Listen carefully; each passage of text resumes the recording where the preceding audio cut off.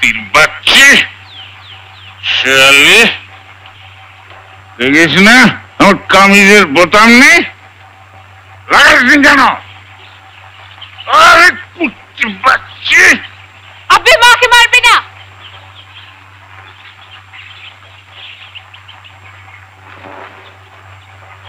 কি বললি মাকে মারলে তোমার মুন্ডু দিয়ে দেবো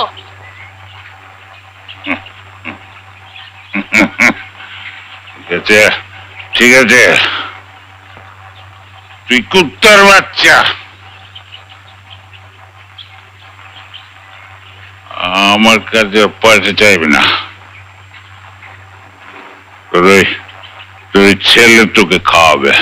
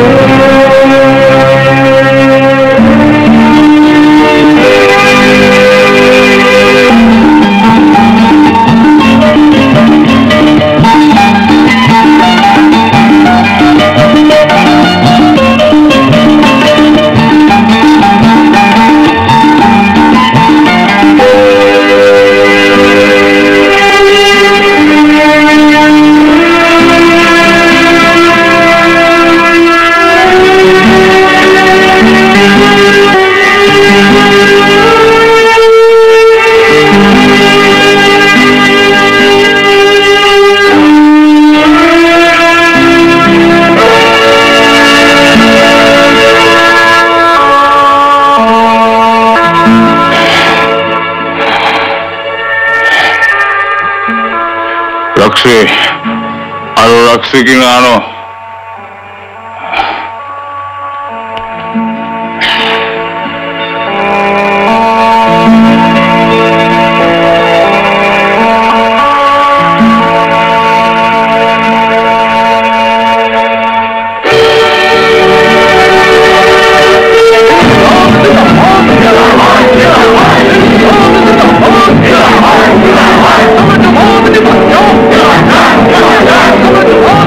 Oh,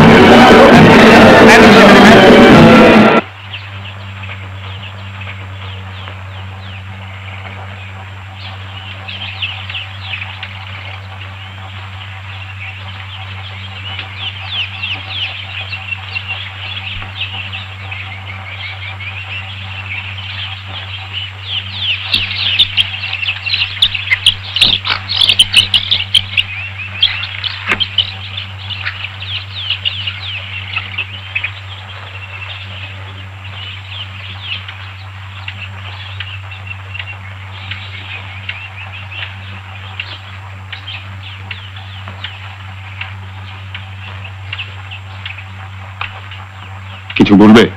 আমি আমি শুধু জানতে চাইছিলাম তুই সবসময় কি পড়িস আজকাল? বসো।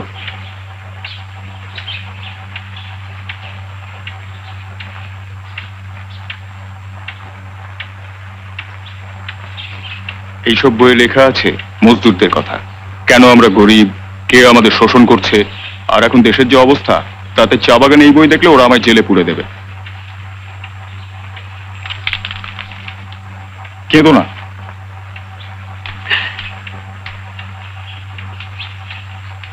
রাগ করিস নে, হয়তো পাবই। সারা জীবন তো ভয়ই পেয়েছি। তাহলেই দেখো কি জীবন আমাদের। তোমার বয়স 40, দেখায় 60। বাবা তোমায় মারতেন, এখন বুঝি তার জীবনে যত তিক্ততা আর গ্লানি সেই সব তোমার উপর গিয়ে পড়তো। এই বই পড়ে আমি বুঝেছি মানুষকে যত খারাপ ভাবতাম তারা অত খারাপ নয়। আমিও বাবার মতো একসময় সবাইকে ঘৃণা করতাম, ভয় করতাম। এখন জেনেছি মানুষ যে পশুর মতো আচরণ করে তার জন্য তারা নিজেরা অনেক সময় দায়ী নয়। আর সত্যি কথা যারা জেনে ফেলেছে তাদেরকে বিনা বিচারে ওরা জেলে আটকে রাখে।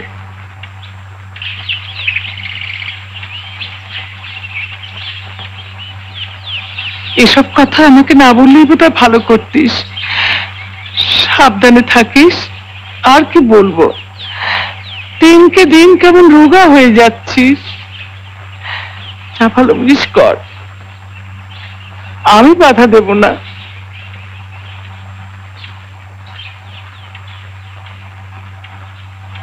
শুধু একটা কথা বলতো, তুই কি একাই এসব বই পড়িস, না এই তলাতে আর কেউ আছে? আমরা অনেক।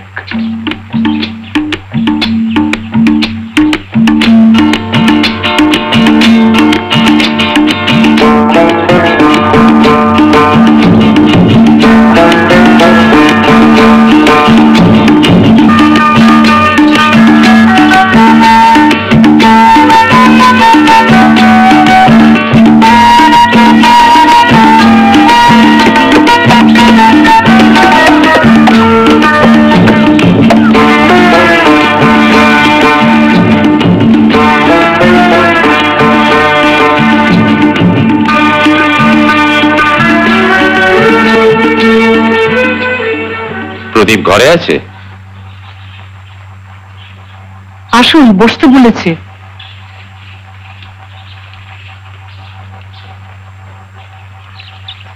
এই ঘর কি আপনাদের নিজেদের? কোম্পানির।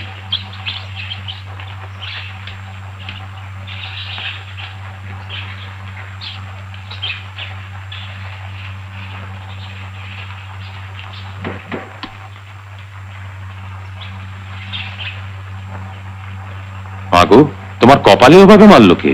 তোমার তাতে কি? দেখে যেও না, আমার সৎমার কপালও ঠিক ওই রকম দাগ ছিল কিনা।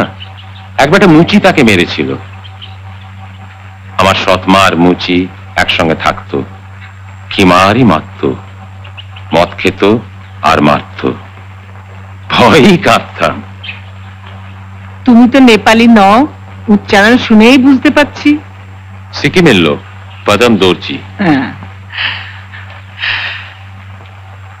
আমার যে আসল মা, আমার কেমন একটা ধারণা আছে সে বেঁচে আছে। ভেতরে এসো। আরে পদম, কখন এলে?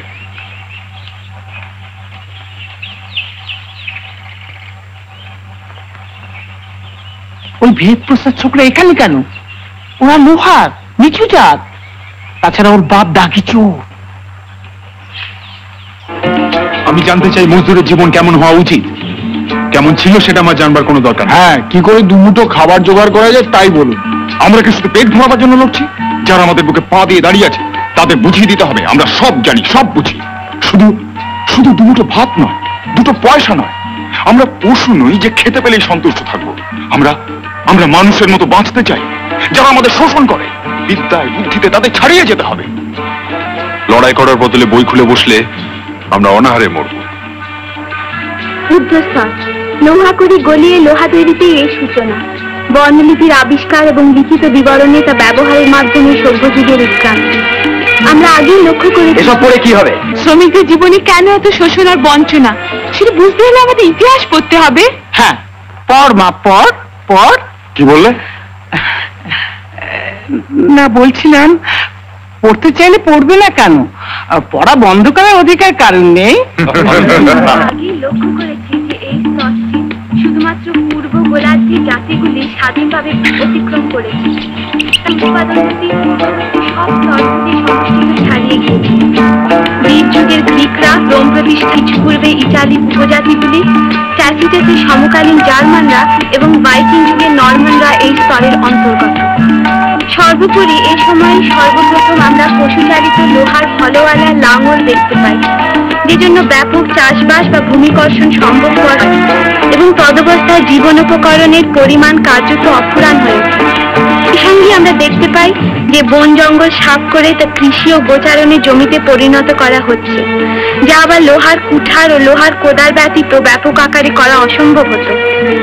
কিন্তু আনুষঙ্গিকভাবে জনসংখ্যা দ্রুত বৃদ্ধি করতে থাকে এবং বসতি এলাকা অপেক্ষাকৃত জনাকীর্ণ হতে থাকে।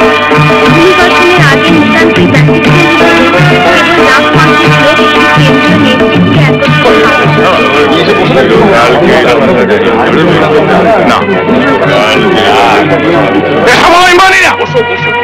তবে খুব সম্ভব কখনোই এমন ব্যাপার ঘটেনি।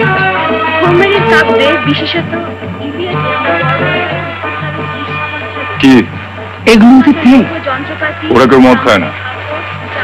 কুমারের চাষ, তেল ও মদ উৎপাদন ও ধাতুকর্ম, শিল্পকলা তার উত্তরণ, মালগাড়ি ও যুদ্ধরথ, তক্তা ও খড়ি সাহায্যে জাহাজ নির্মাণ, শিল্প হিসেবে স্থাপত্যের সূচনা, মিনার ও অস্ত্র নিক্ষেপের জন্য সচিত্র প্রাকাশ। কি হলো? এইসব সোনার টুকরো ছেলে মেয়ে, এই দিন ওরা এত ভয় পায়। ওই মেয়েটা কে রে? শিক্ষিকা, স্কুলে পড়ায়, সুমিত্রা প্রধান। খুব গরিব নিশ্চয়ই। সোয়েটারটা ছেঁড়া। ওর বাবার একটা কাঠের কারবার আছে। সুমিত্রা কমিউনিস্ট বলে বাপ বাড়ি থেকে তাড়িয়ে দিয়েছে। ছোটবেলায় সুমিত্রা খুব সুখে মানুষ হয়েছে। দার্জিলিং থেকে হেঁটে এখানে আসে। এখন হেঁটে ফিরবে কেন? রাতটা আমার কাছে থেকে গেলেই তো পারতো। তা হয় না। সকালে যদি চৌকিদার ওকে দেখে ফেলে তা ওকে তো হবেই, আমরাও। জরুরি অবস্থা।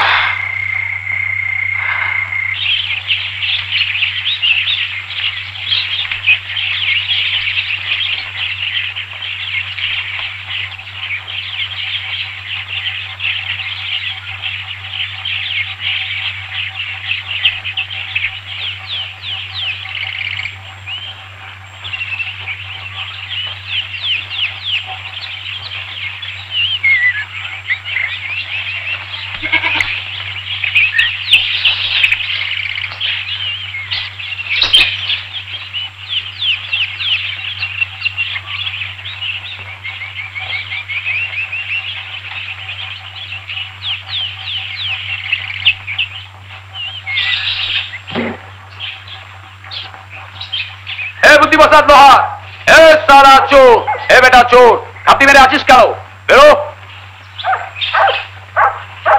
আরে আরে গুরুমজি, এত সকালে? আর লৌকিকতা করতে হবে না। তোর ছেলে বাড়ি নেই তো?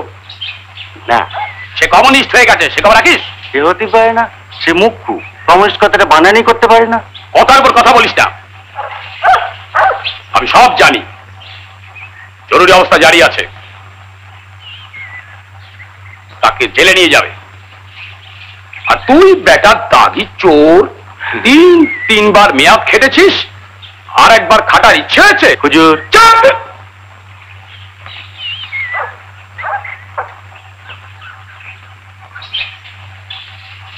ওই বাক্স ভেজ প্রসাদের? হ্যাঁ। খুলে দেখলেই তো হয়। না না না না হুজুর, না হুজুর, ও বাক্স তালা বন্ধ। চাবি চাবি ছেলের কাছে। ও বদমাস, তুমি দাঁড়িয়ে দাঁড়িয়ে চলতে চাও? চল আমার টানছেন কেন? পুলিশ সাহেব ডেকেছেন, যেতে তো হবেই। চল।